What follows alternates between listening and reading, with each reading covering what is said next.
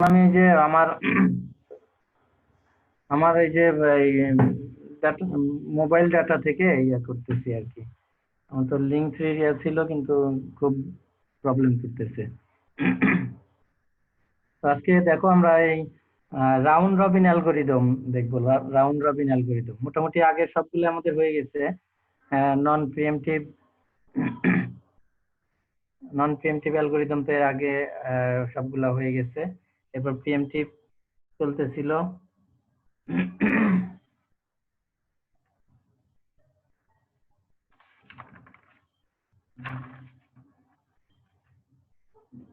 আচ্ছা,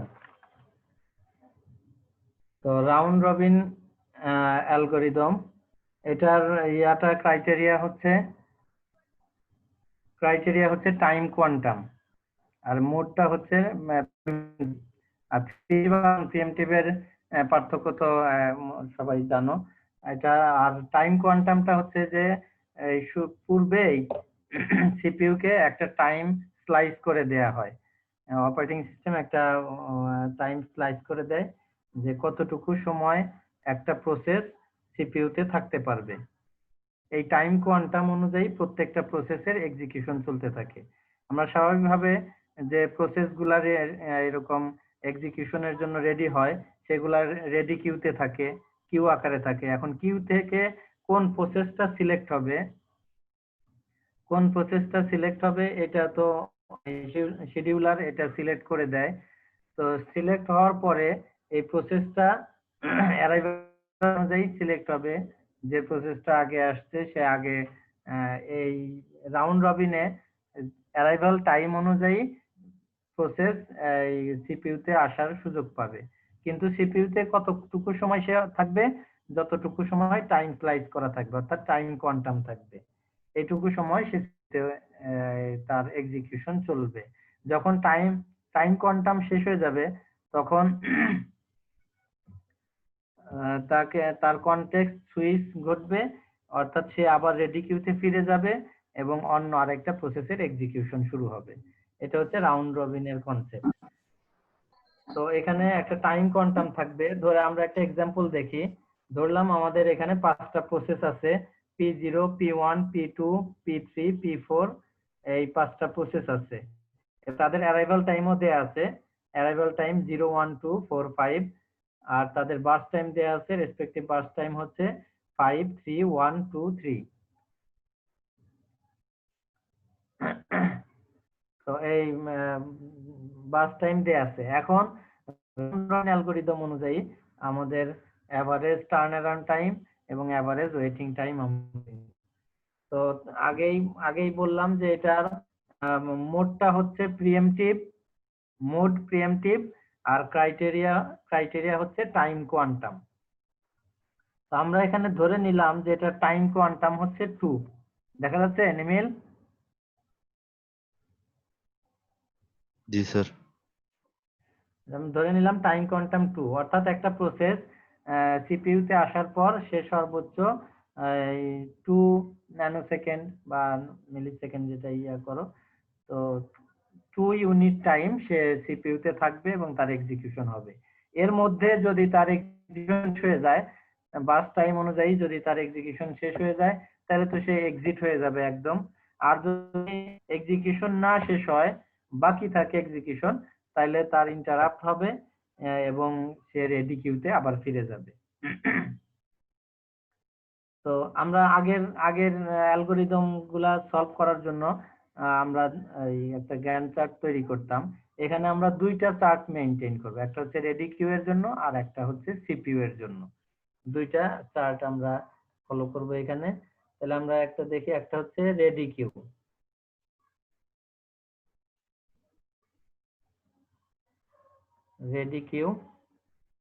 আর আরেকটা হচ্ছে আমাদের গ্যান্ট চার্ট যেটা আমরা সাধারণত করি।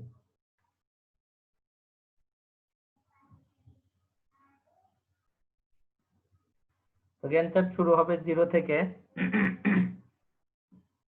তাহলে জিরোতে আমরা দেখব যে জিরোতে কয়টা প্রসেস আসছে, অ্যারাইভ করছে কয়টা প্রসেস। রেডি কিউ থেকে আমরা এটা দেখে নিব জিরোতে কয়টা প্রসেস আসছে।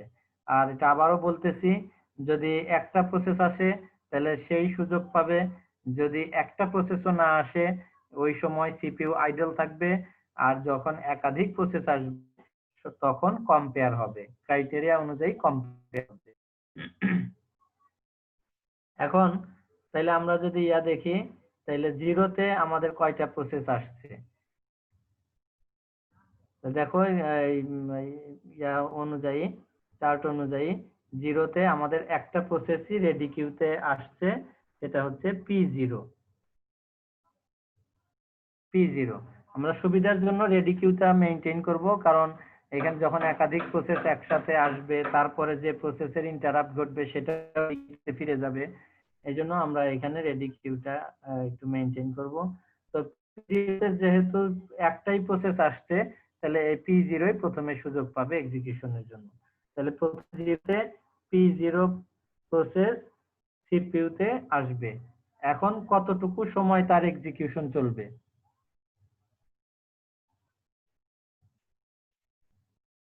কতটুকু সময় তার এক্সিকিউশন চলবে কেউ 5 বলো? সেকেন্ড। 5 সেকেন্ড তার এক্সিকিউশন চলবে। আচ্ছা, গৌরব, গৌরব আছো? গৌরব শুনতে পাচ্ছ? জি স্যার, জি স্যার, আসছে হ্যাঁ। স্যার। আচ্ছা, কতটুকু সময় P0 এর এক্সিকিউশন হবে? কতটুকু সময়?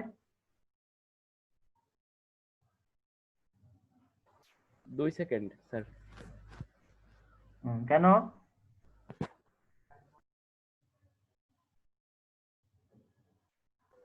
স্যার এই নিমিল জায়গায় বললো, টাইম কোনটা 2?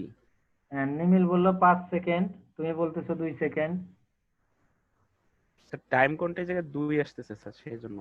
আমাদের রাউন্ড রবিন অ্যালগরিদমের ক্রাইটেরিয়াই হচ্ছে এটা টাইম কোয়ান্টাম, টাইম স্লাইস করা থাকবে শুরুতেই, সিপিইউ কে টাইম স্লাইস করে দেয়া হবে, অর্থাৎ প্রতিটা প্রসেস সর্বোচ্চ 2 সেকেন্ড ইয়াতে থাকতে পারবে, সিপিইউ তে থাকতে পারবে। এরপর তার টাইম ইন্টারাপ্ট ঘটবে।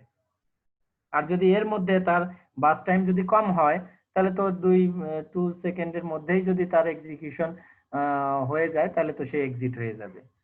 ঠিক আছে? তাহলে P0 সিপিইউ তে আসার পর সে 2 সেকেন্ড পর্যন্ত তার এক্সিকিউশন চলবে। তাহলে 2। এখন দেখো 2 তে, এই 2 পর্যন্ত সময়ের মধ্যে আর কোনো প্রসেস রেডি কিউতে আসছে কিনা। আর P0 তো আমরা যখন সিপিইউ চলে আসে তখন আমরা এই রেডি কিউ থেকে এটাকে বাদ দিয়ে দিলাম। এখন দেখো যে এই 2 পর্যন্ত এক্সিকিউশন চলার পরে আর কোনো প্রসেস রেডি অলরেডি অ্যারাইভ করছে কিনা। দুইটাই করছে স্যার, P1 P2। P1 এবং P2। তাহলে দেখো প্রথমে P1 আসছে, তাহলে প্রথমে P1 কে আমরা রেডি কিউতে রাখি, এরপরে P2 আসছে। আর জাস্ট 2 তে P0 এর এক্সিকিউশন এখানে ইন্টারাপ্ট হবে এবং তার কনটেক্সট সুইচ হবে, অর্থাৎ P0 কে ডিঅ্যালোকেট করে দেয়া হবে এবং অন্য আরেকটা প্রসেসকে সিপিইউ তে নিয়ে আসা হবে। এটাকে বলা হয় কনটেক্সট সুইচিং। তো P0 এরপর কনটেক্সট সুইচ হয়ে এটা রেডি কিউতে ফিরে আসবে। ঠিক আছে? এবং তার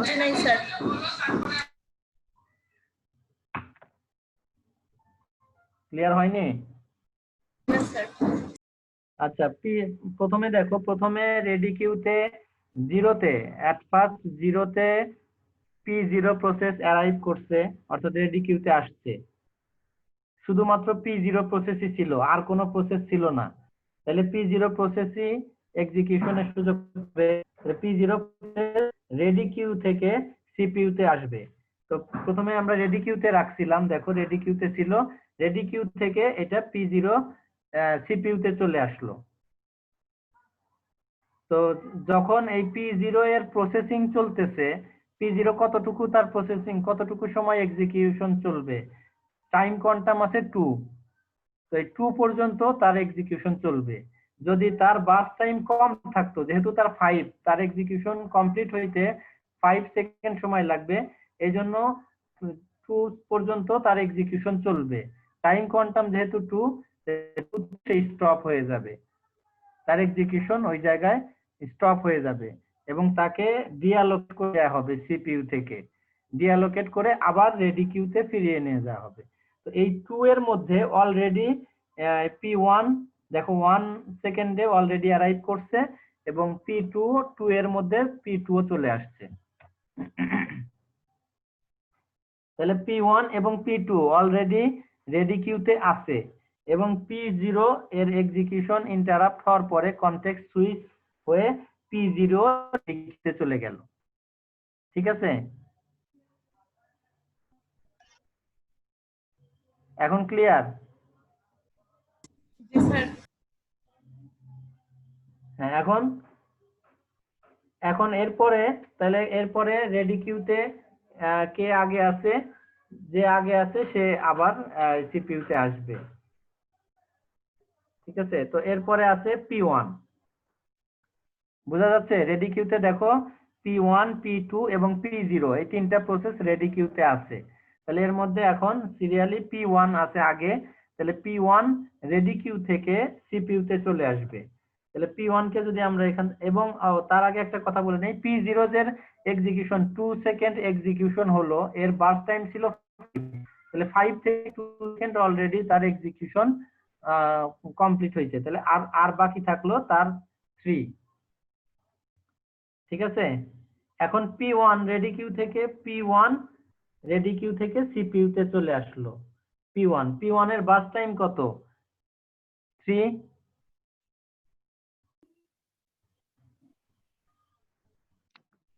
2 হবে স্যার। হ্যাঁ, বোঝা যাচ্ছে? P1 এর বার্স্ট টাইম হচ্ছে 3, তাহলে সে কতটুকু সময় সিপিইউ তে থাকবে?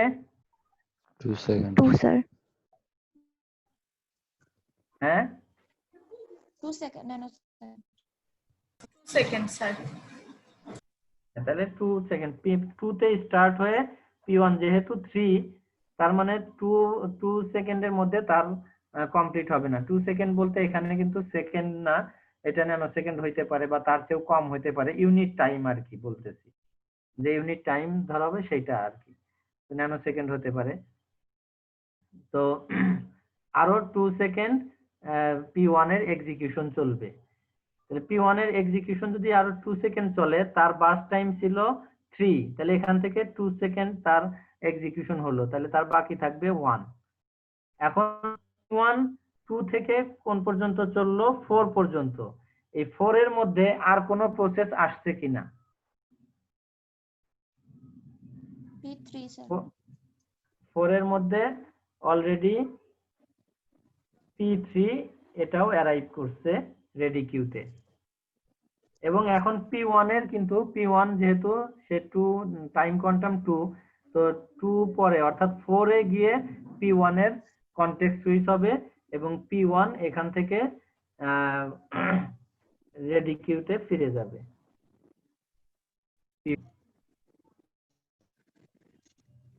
ঠিক আছে, এখন রেডি কিউতে যে প্রসেসগুলো আছে P2 P0 P3 এবং P1, তো P2 আগে আছে, তো P2 এখন রেডি কিউ থেকে আবার সিপিইউ তে আসবে।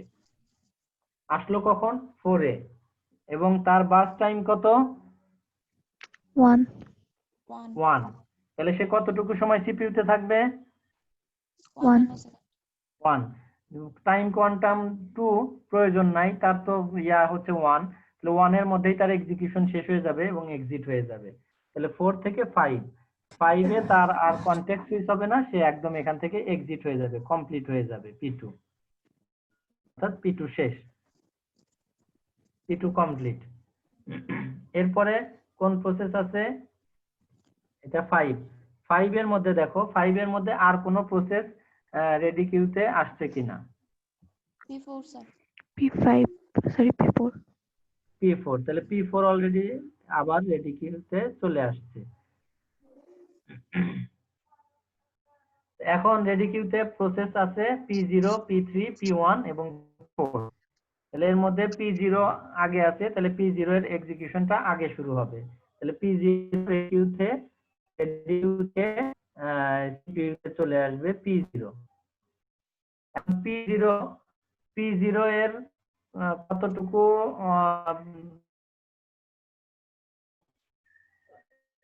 P0 এর বাস টাইম কতটুকু বাকি আছে? হ্যাঁ, P0 এর বাস টাইম বাকি আছে কতটুকু? 3 3 Three, আছে স্যার sir. আরো 2 সেকেন্ড যাওয়ার 3। পরে 1 তাহলে সে থাকবে। কতটুকু সময় সিপিইউতে থাকবে? 2 ইউনিট টাইম স্যার। হ্যাঁ 2, তাহলে 7 পর্যন্ত। এবং তার এখান থেকে আরো 2 সেকেন্ড কমে যাবে, অর্থাৎ তার বাকি থাকবে 1। আর রেডি কিউতে ফেরত যাবে। এখান থেকে আবার সে কনটেক্সট সুইচ হবে এবং রেডি কিউতে ফিরে আসবে। আচ্ছা, এরপর এখন তাইলে সিপিইউতে এখন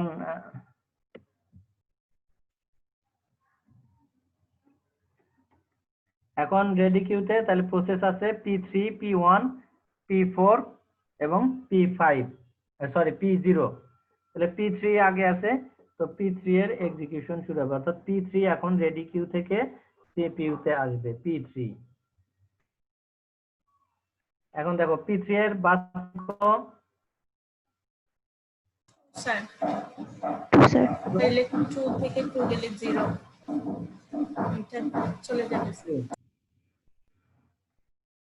তাহলে P3 এর বাস টাইম হচ্ছে 2 আর টাইম কোয়ান্টামও 2, তাহলে এর মধ্যেই তার এক্সিকিউশন শেষ হয়ে যাবে, অর্থাৎ সে ফুল কমপ্লিট হবে এবং এখান থেকে এক্সিট হয়ে যাবে। তাহলে P3 কমপ্লিট এক্সিট হয়ে যাবে, তার বাস টাইমও শেষ,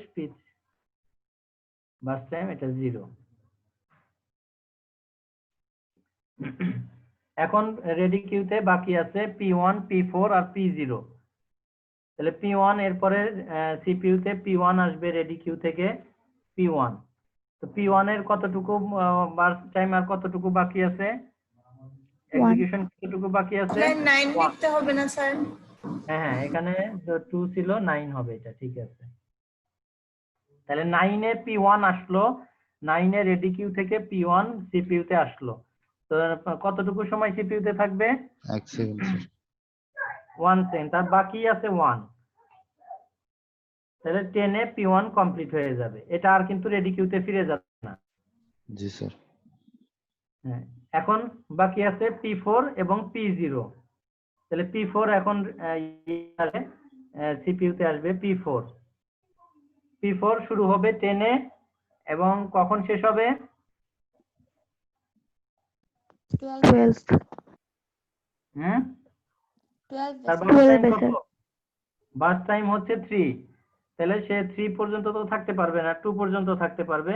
তাহলে এখান থেকে 12 এ P4 এর কনটেক্সট সুইচ ঘটবে, অর্থাৎ P4 এরপরে আবার রেডি ফিরে আসবে P4। আচ্ছা, এবং এটাকে তার কেটে 1 দিতে হবে স্যার। হ্যাঁ 1 বাকি থাকলো। এখন আসবে কে? দেখো এখন রেডি কিউতে বাকি আছে P0 এবং P0 P4। তাহলে তাহলে P0 এখন আবার সিপিইউতে আসবে এবং P0 এর বাকি আছে বাস টাইম আর কত আছে? 1 সেকেন্ড। 1।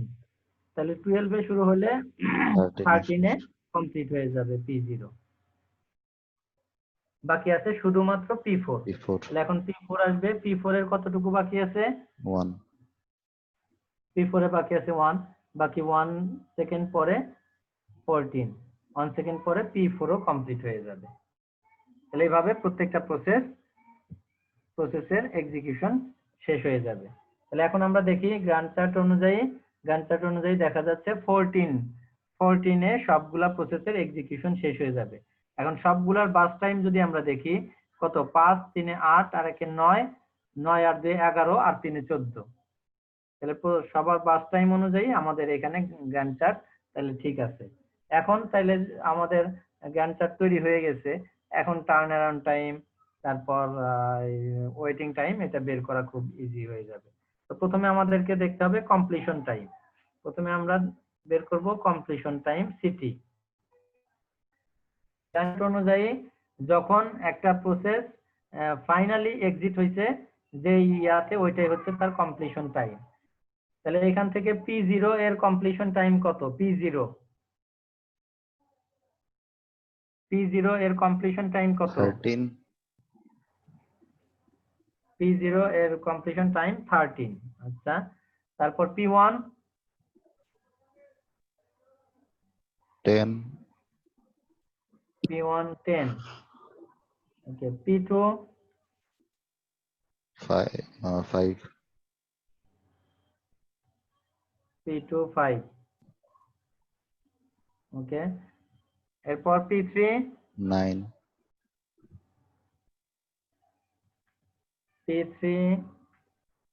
9 আর P4 14 14।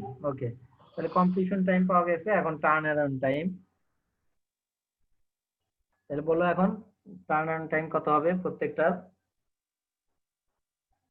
বলো দেখি একজন। জাকারিয়া, আসো জাকারিয়া।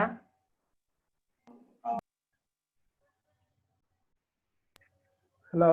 জাকারিয়া, হ্যাঁ Hello? জাকারিয়া বলো। জি স্যার। জাকারিয়া বলো P0 এর টার্ন অ্যারাউন্ড টাইম কত হবে? P0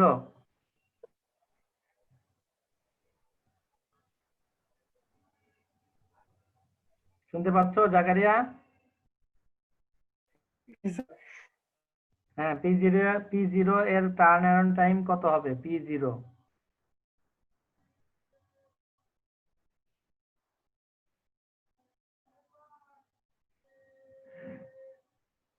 কি বুঝতে পারতেছো না?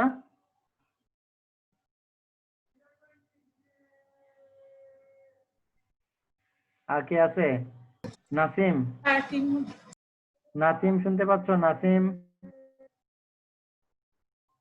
জি স্যার। হ্যাঁ P0 এর টার্ন অ্যারাউন্ড টাইম কত হবে? P0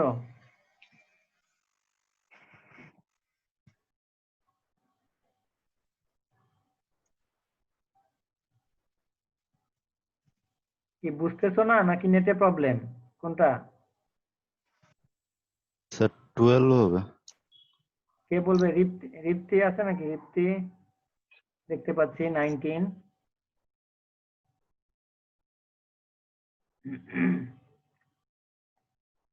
জি স্যার। হ্যাঁ, বলো P0 এর টার্ন অ্যারাউন্ড টাইম কত হবে? আর টার্ন অ্যারাউন্ড টাইমটা কিভাবে বের করব? সিটি মাইনাস বিটি। সিটি মাইনাস বিটি টার্ন অ্যারাউন্ড টাইম। তৃষা, জি স্যার। টার্ন অ্যারাউন্ড টাইম কিভাবে বের করতে হয়?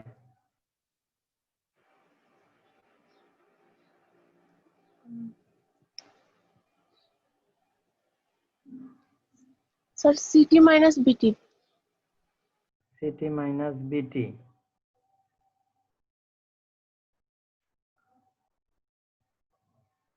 ঠিক আছে কি?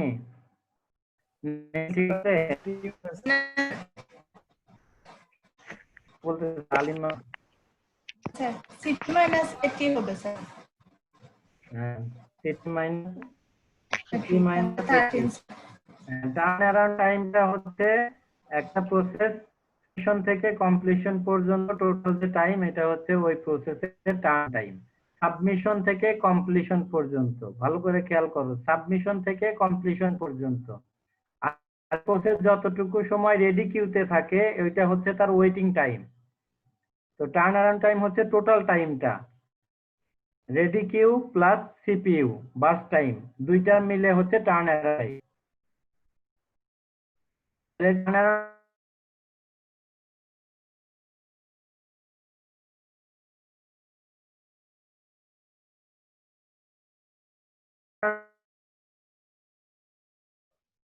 স্যার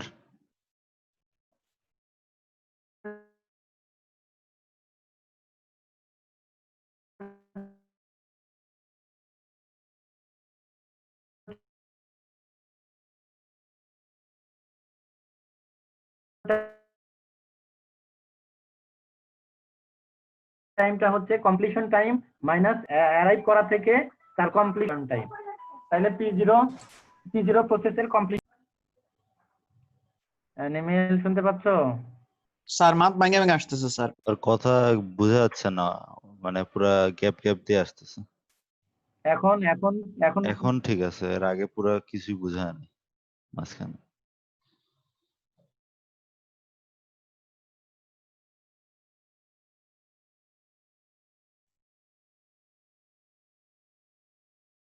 স্যার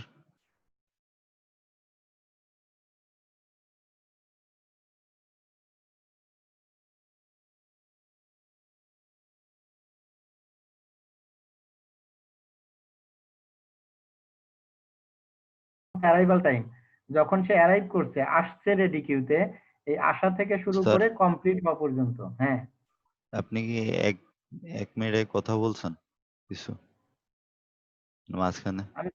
আমি তো কন্টিনিউ কথা বলে যাচ্ছি। স্যার আমরা মানে গ্যাপ দিয়ে কথা আসতেছে, ক্লিয়ার কথা আসতেছে না স্যার, তাহলে অনেক কি কিছু করব শুনতেছেন। আজকে? তাহলে রেখে এখন তো দিব। স্যার এই কথাগুলো আসতেছে স্যার, কিন্তু আপনি এখন এখন পড়ান স্যার। এখন এখন আসতেছে স্যার, বাট মাঝে মধ্যে আর কি পুরো গ্যাপ হয়ে যাচ্ছে, মানে 1-2 মিনিট কিছু আচ্ছা, শুনতেছেন। যখন গ্যাপ হয় তখন বললো। আমি জি স্যার। বলতেছিলাম যে টার্ন অ্যারাউন্ড টাইমটা হচ্ছে একটা প্রসেস অ্যারাইভ করা থেকে কমপ্লিট হওয়া পর্যন্ত যে সময়টা, এটা হচ্ছে ওই প্রসেসের টার্ন অ্যারাউন্ড টাইম। শুনতেছো? জি স্যার। তাহলে অ্যারাইভ করা থেকে, অর্থাৎ তাহলে সিটি মাইনাস এটি, এটি হচ্ছে অ্যারাইভাল টাইম, যখন সে আসছে রেডি কিউতে তখন থেকে শুরু করে কমপ্লিট হওয়া পর্যন্ত যে টোটাল টাইমটা, এটা হচ্ছে টার্ন অ্যারাউন্ড টাইম। তাহলে P0 এর টার্ন অ্যারাউন্ড টাইম হবে 13 মাইনাস 0 ইকুয়াল টু 13। বুঝা যাচ্ছে? জি স্যার। হবে তাহলে P1 এর কত হবে? P1 এর টার্ন অ্যারাউন্ড টাইম 9 স্যার।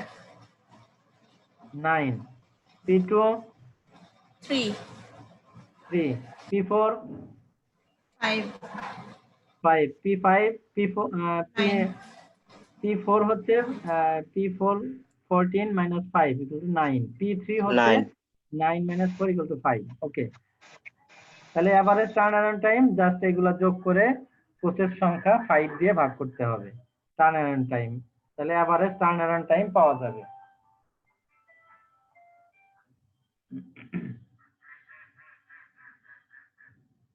ঠিক আছে? জি স্যার। এখন আমরা ওয়েটিং টাইম দেখব। ওয়েটিং টাইম হচ্ছে একটা প্রসেস যতটুকু সময় স্যার রেডি কিউতে থাকে। একটু বাম দিকে হ্যাঁ, পেজটা মুভ করলে। এদিকে। জি স্যার, ঠিক আছে। তাহলে ওয়েটিং টাইম হচ্ছে একটা যতটুকু সময় রেডি কিউতে থাকে, ওইটা হচ্ছে ওই প্রসেসের ওয়েটিং টাইম। তাহলে ওয়েটিং টাইম, টার্ন অ্যারাউন্ড টাইমের মধ্যে ওয়েটিং টাইম এবং বার্স্ট টাইম দুইটা মিলে হয় টার্ন অ্যারাউন্ড টাইম। তাহলে ওয়েটিং টাইম যদি বের করতে চাই, তাহলে টার্ন অ্যারাউন্ড টাইম থেকে টাইমটা বাদ দিলে বার্স্ট টাইম যতটুকু, ততটুকু সময় তো সে সিপিইউতে ছিল, আর বাকি সময়টুকু সে রেডি কিউতে ছিল। তাহলে এই টার্ন অ্যারাউন্ড টাইম থেকে যদি আমি এই বার্স্ট টাইমটা বাদ দিয়ে দেই, তাইলে আমাদের ওয়েটিং টাইমটা পাওয়া যাবে। ওয়েটিং টাইম বের করব টার্ন অ্যারাউন্ড টাইম থেকে বার্স্ট টাইমটাকে বাদ দিব। তাহলে P0 এর ওয়েটিং টাইম কত হবে? P0 8 sir. 8, P1 6 6, ওকে। তারপর P2 2 2, P3 3 sir. 5 sir. 3 sir. 3 আর P4 6 6 6, কেন? 9 minus 3 স্যার। 9 minus 3, ওকে, হ্যাঁ 6। তাহলে জাস্ট এগুলা যোগ করে প্রসেস সংখ্যা দিয়ে ভাগ করলে এভারেজ ওয়েটিং টাইম পাওয়া যাবে। আর একটা হচ্ছে রেসপন্স টাইম। আচ্ছা, রেসপন্স টাইমটা কি বলছিলাম গত ক্লাসে? রেসপন্স টাইমটা কি হবে? স্যার মিটিং শেষ হয়ে যাবে স্যার। মিটিং তো শেষ হয়ে যাচ্ছে। আচ্ছা, জাস্ট এটা বললেই হবে। টার্ন অ্যারাউন্ড টাইম বের হচ্ছে 7.8, এভারেজ TAT। আচ্ছা ঠিক আছে, ওইটা তোমরা বের করে নিও। এখন রেসপন্স টাইমটা কি আমি জাস্ট বলে দেই। রেসপন্স টাইম একটা প্রসেস কখন ফার্স্ট রেসপন্স করছে, এখন অর্থাৎ সে প্রথম কখন সিপিইউতে আসছে কোন সময়, প্রথমবার সিপিইউতে আসছে কোন সময়, আর অ্যারাইভ করছে কখন, এই দুইটার ডিফারেন্সটা হচ্ছে রেসপন্স টাইম থেকে নিয়ে সিপিইউতে আসা পর্যন্ত যে সময়টা, এটা হচ্ছে রেসপন্স টাইম। তাহলে P0 এর রেসপন্স টাইম কত হবে? P0 0 sir.